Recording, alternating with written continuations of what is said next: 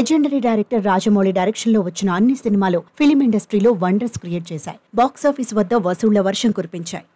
సినిమాకు cine lovers లో hype create చేస్తున్నాడు రాజమౌళి. సినిమాలో కథ ఎంత బలంగా ఉండాలో దానికి తగ్గట్టుగానే విజువల్స్ కూడా ఉండాలని పట్టుబట్టే ఏకైక డైరెక్టర్ గా జక్కన్న పేరు సంపాదించాడు.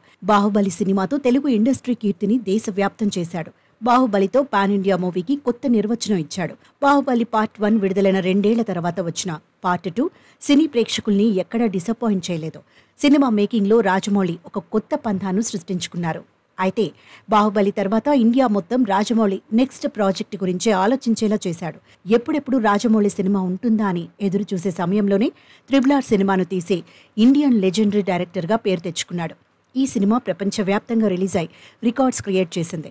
ఇక ఈ సినిమాకు ఆస్కార్ అవార్డు రావడంతో ప్రపంచం మొత్తం ఇప్పుడు తెలుగు సినిమా ఇండస్ట్రీ వైపే చూస్తోంది. డైరెక్టర్ రాజమౌళి డైరెక్షన్లో వచ్చిన RRR సినిమా ప్రపంచవ్యాప్తంగా విడుదలై రికార్డులు క్రియేట్ చేసింది. RRR సినిమా విడుదలై ఈ రోజుకి సరిగ్గా 2 సంవత్సరాలు అవుతోంది. మంచి సినిమాలపై ఆడియన్స్ కు ఎప్పుడూ ఇంట్రెస్ట్ పోదని జపాన్లో విడుదలై సక్సెస్ఫుల్ గా రన్ అవుతోన్న RRR మరోసారి రుజువు చేసింది. RRR సినిమాతో తెలుగు సినిమా స్థాయినే కాదు, భారతదేశ కీర్తి ప్రతిష్టలను విశ్వవ్యాప్తం చేశాడు రాజమౌళి. ఈ సినిమాతో రాజమౌళి టాలీవుడ్ స్థాయిని ప్రపంచ స్థాయికి తీసుకెళ్లడమే కాకుండా ఆస్కార్ వేదికపై అవార్డును కూడా అందుకునేలా చేశాడు.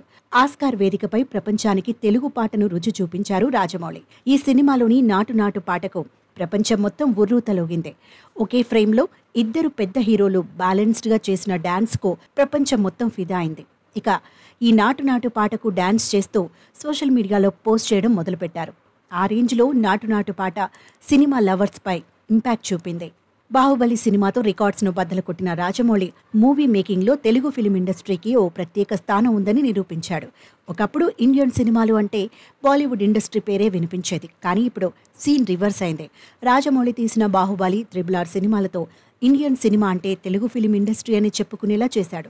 ఇప్పుడు రాజమౌళి తర్వాత తెరకెక్కించబోయే సినిమా కోసం ప్రపంచం మొత్తం ఆసక్తిగా ఎదురుచూస్తోంది.